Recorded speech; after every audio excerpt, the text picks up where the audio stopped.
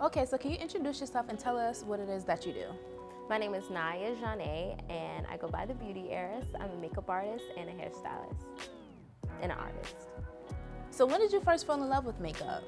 So it started in high school when I was 15. I went to Brooklyn High School of the Arts, and this girl, Khadijah, she had a makeup club, and it was called the Cosmetology Club. And I already started painting, so I just fell in love with makeup because it was like painting on your face. So it was like inevitable, kind of, yeah.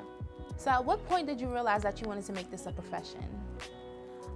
Since I was already painting since before I got to high school, when I started to do makeup, it was just like, it just all came together for me, especially since it was etiquette, it was beauty, it was, you know, making sure you are put together and you look good, hair, makeup, and your whole outfit is all together. So it really put a different perspective on me as a woman, as a girl, you know, growing up. I'm not just like, what? I can make other people feel like me, you know, when I do my makeup. And you kind of like change who you are once you put on your makeup. You can put on a different wig. This is the wig girl. I can put on a different wig. I can just do so much with, you know, the art and just, you know, changing yourself. It's kind of like being a chameleon, you know? So yeah. So how long does it take you to apply a full face of makeup? Usually, depending on where I go and where my creativity brings me. So I can start out, you know, like basic. I'm like, oh, I'm gonna just go for a smoky eye. And then I end up with orange eyeliner and then, you know, blue and green at the bottom. And it just really gets very colorful because I see things in color. So the eyes it's what people are attracted to. So once I start on my eyes, it takes me a little while, like 30 minutes just for the eyes. All right. And then, you know, and that includes the brows, and then I go to my face and I have to make sure my face is structured the way I want it to be. So that's about an hour. What's the biggest misconception you think people have when it comes to makeup or being a makeup artist?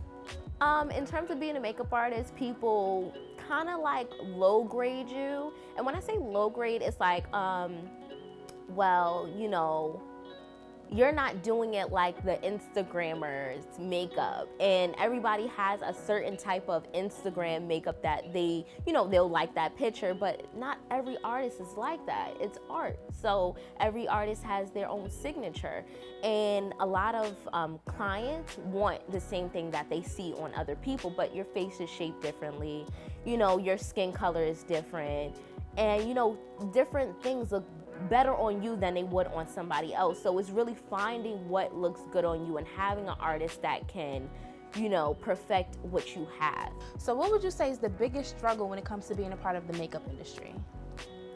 In the makeup industry, it's very saturated. So from when I started at 15, YouTube got very big. And a lot of people learned how to do makeup from YouTube. So after a while, everybody became an artist, you know, and not necessarily knowing, you know, color scheme and the color wheel and, you know, the different undertones. They didn't necessarily want to study that. It was more like, well, I can do it just like that. So it's very different, and everybody wants to be in the industry, in the beauty industry, but you don't necessarily get paid the way you're supposed to. Being an artist, you're like a starving artist, literally. So it becomes very hard. If you don't love it, then you'll just get, you know, depressed. So what is the mark that you want to leave on the beauty industry? In terms of the beauty industry, I just want to inspire other people, not just with makeup and different colors, but really loving who you are. And beauty is not just the outside, it's really inside, and getting to know who you are. Getting to know that, you know, you're not like everybody else, and everybody has that specific thing that they're good at. Everybody has a purpose. So I would rather bring people in with my artistry and then teach them how to love themselves in that art of loving yourself, you know, beyond makeup, beyond, you know, putting on lashes or mascara, you know, so yeah.